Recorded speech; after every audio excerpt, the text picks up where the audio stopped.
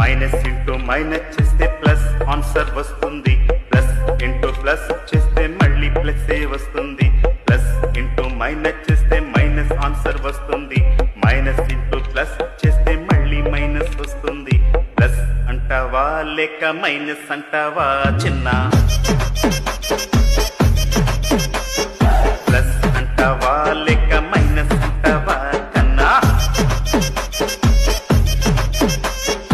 A plus B is equal to C అవుతూ ఉందంటే closure property అని అర్థం చేసుకోవాలి.